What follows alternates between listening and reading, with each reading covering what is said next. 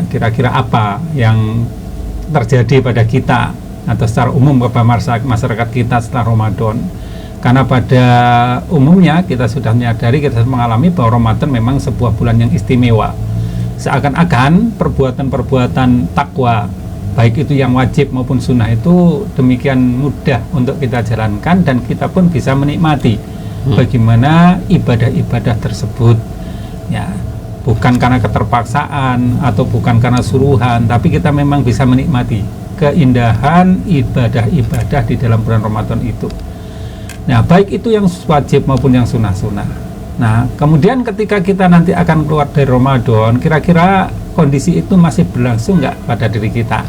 Apakah kondisi Ramadan yang telah mendidik, melatih kita selama 1 bulan ini masih berbekas, sehingga kebaikan di dalam Ramadan itu masih menyertai pada bulan setelahnya? Ataukah sebaliknya, Ramadan ya Ramadan, bulan lain ya bulan lain? Artinya apa yang terjadi pada Ramadan itu tidak berbekas pada hari-hari berikutnya atau pada bulan-bulan berikutnya. Allah Ta'ala telah katakan, walitukmilul iddata walitukabbirullaha ala ma hadakum wa la'allakum tashkurun. Dan agar kalian menyempurnakan hitungannya, ya, hitungan bulan Ramadan disempurnakan dengan apa? Dengan tampaknya hilal. Kata Rasulullah SAW demikian. Beliau katakan, wa idza ra'aitumuhu fasumu wa idza ra'aitumuhu faftiru.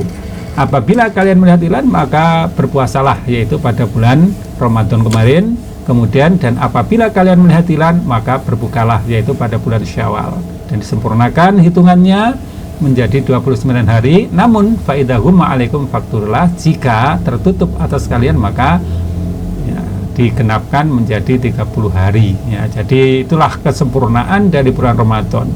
Seperti telah disebutkan di dalam hadis, di antara bulan-bulan yang tidak akan berkurang itu ada 2. Yang pertama adalah Ramadan, yang kedua Dzulhijjah. Disebut bulan itu tidak berkurang karena pahala yang diberikan oleh Allah kepada hamba-hambanya selama 2 bulan itu tidak akan dikurangi, walaupun umur bulannya berkurang 1 hari. Ya, misalnya kita berpuasa hanya 29 hari, maka pahalanya akan digenapkan oleh Allah menjadi 30 hari. Nah, demikian juga jika kita ibadah Qiyamul Ramadan selama 29 hari, maka pahalanya juga akan digenapkan menjadi 30 hari. Nah, demikian pula yang terjadi pada bulan Dzulhijjah. Nah, itu adalah satu di antara kemurahan Allah kepada kita semua. Nah, kemudian setelah itu apa? Setelah itu Allah perintahkan agar kita mengagungkan Allah.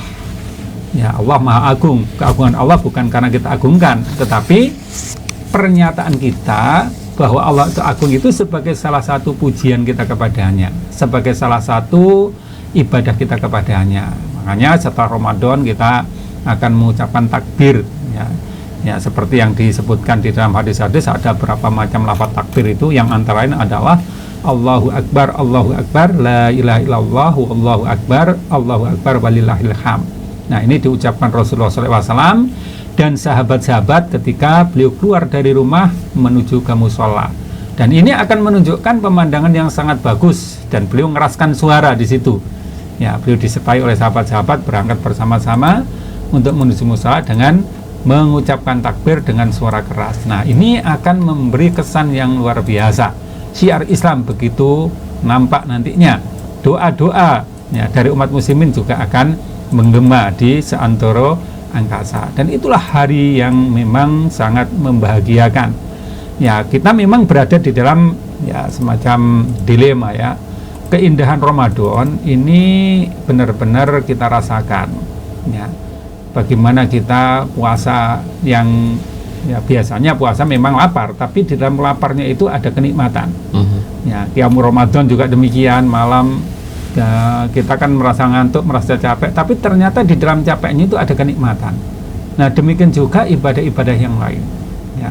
Kemudian kita keluar dari Ramadan, nah ini ada rasa bahagia sekaligus ada rasa bersedih. Bersedih karena kita akan ditinggalkan Ramadan, dan berbahagia karena kita memang ya, berada pada hari yang ya bagus juga, yaitu hari Idul Fitri, di mana Allah memang mensyariatkan kepada kita untuk berhari raya. Ya, maka disebutkan di situ wala'alakum tashkurun, agar kita bersyukur dengan nikmat Allah, dengan karunia Allah berupa petunjuk, termasuk diantaranya adalah kesanggupan kita untuk menyelesaikan ibadah-ibadah Ramadan tersebut. Nah, ini kita syukuri.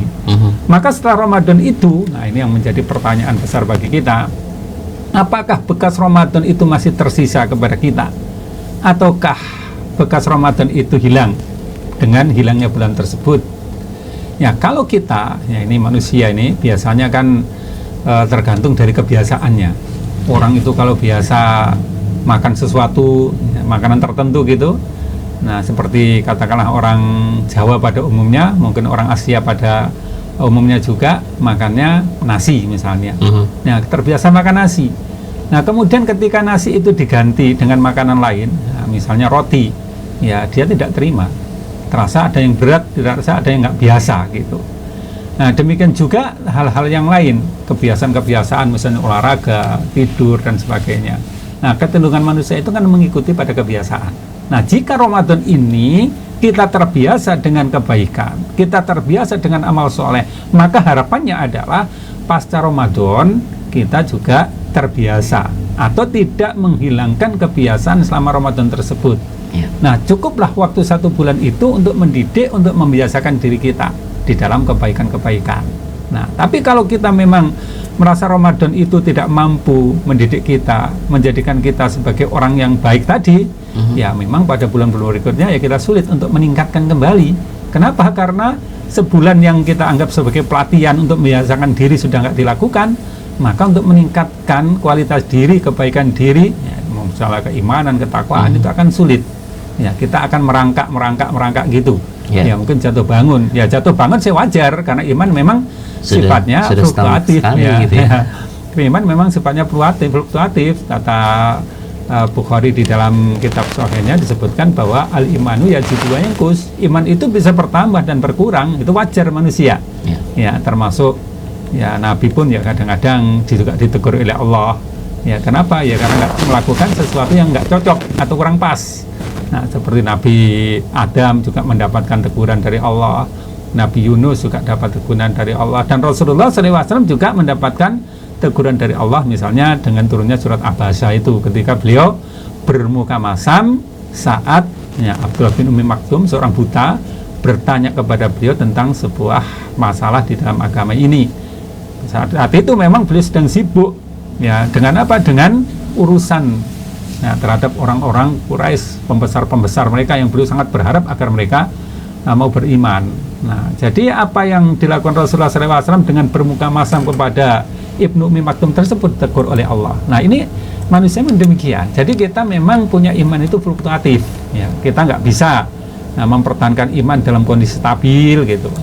Nah, seperti iman para malaikat. Nah, iman para malaikat kan stabil. Ya, tidak pernah berbuat dosa, tidak pernah berbuat salah. Tapi kita kan nggak bisa demikian.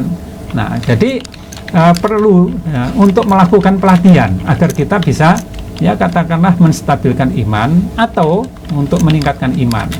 Jadi kalau kita menggunakan katakanlah kurva gitu ya, atau mungkin garis gitu ya. Nah, garis kita di dalam Ramadan itu kan harusnya meningkat. Ya, jadi kurvanya meningkat atau garisnya meningkat dari awal Ramadan hingga akhir Ramadan meningkat. Nah, kemudian setelah Ramadan harapannya juga demikian, meningkat gitu. Atau minimal ya setelah Ramadan ya pada titik akhir Ramadan di bulan-bulan berikutnya itu kita setara dengan kondisi iman kita di akhir Ramadan tersebut. Sehingga berjumpa pada Ramadan berikutnya naik lagi. Ya, kemudian setara lagi, kemudian naik lagi demikian. Nah, karena ini memang yang disebutkan di dalam Al-Quran ya, kalau kita koreksi dari awal itu, Allah menjadikan puasa itu apa maksudnya, apa tujuannya ya, kata Allah la'alakum tattaqun, agar kalian menjadi orang yang bertakwa. Nah, kemudian kita koreksi setelah Ramadan, apakah ketakwaan ini terjadi pada kita? Kalau ketakwaan ini terjadi pada kita, maka kita jalankan ketakwaan itu pada bulan-bulan berikutnya, dan kembali pada bulan Ramadan dalam tahun berikutnya kita ya menuju ketakwaan kembali. Nah, ketakwaan kita meningkat. Nah, kemudian setelah Ramadan usai, ketakwaan kita mencapai pada titik yang tinggi. Kemudian ya bulan-bulan berikutnya berjalan sampai Ramadan berikutnya, maka akan meninggi lagi itu. Nah, inilah kondisi kita yang diharapkan. Nah, sehingga kalau kondisi ini terjadi pada kita, personal dan sebagainya. Nah, kalau kita lihat di dalam Al-Quran, penjelasan Allah tentang Ramadan yang ada di dalam satu rangkaian dalam surat Al-Baqarah itu berakhir penjelasan Allah, la'allahum yattaqun, agar mereka bertakwa. Jadi mereka ini menunjukkan kepada jumlah yang lebih besar daripada kalian, agar kalian bertakwa, kemudian agar mereka bertakwa, jumlah orang bertakwa semakin banyak. Nah, itulah harapan kita setelah Ramadan, amal kebaikan kita, ibadah kita, baik yang wajib maupun sunnah, itu tidak berkurang, minimal setara. Syukur-syukur jika pembiasaan kita bulan Ramadan itu mampu membuat kita meningkatkan iman, meningkatkan takwa, setara terus-menerus di bulan-bulan lain setelahnya, sehingga pada puncak dari kehidupan kita nantinya, puncak kehidupan kita itu apa? Tidak ada lain, puncak kehidupan kita kematian. Kita tidak mungkin mencapai puncak kemudian terlahir kembali menjadi muda kembali. Puncak kehidupan kita kematian. Maka pada akhir dari kehidupan kita, puncak dari kehidupan kita, maka keadaan iman, keadaan takwa kita pada titik yang tertinggi. Nah, ketika kita mencapai posisi seperti itu, maka itulah yang disebut sebagai husnul khotimah. Akhir yang sebaik-baiknya. Dengan cara apa? Allah yang Maha tahu, tetapi kondisinya itu pada puncak keimanan dan puncak ketakwaan kita. Maka Ramadan ini janganlah kita anggap sebagai bulan biasa-biasa saja, tapi memang bulan yang membawa kepada kebaikan. Pelatihan yang demikian intensif dilakukan selama 1 bulan, mudah-mudahan akan memberi bekas pada kita pada bulan-bulan berikutnya, sehingga keadaan iman kita terus meningkat sampai pada puncaknya tadi.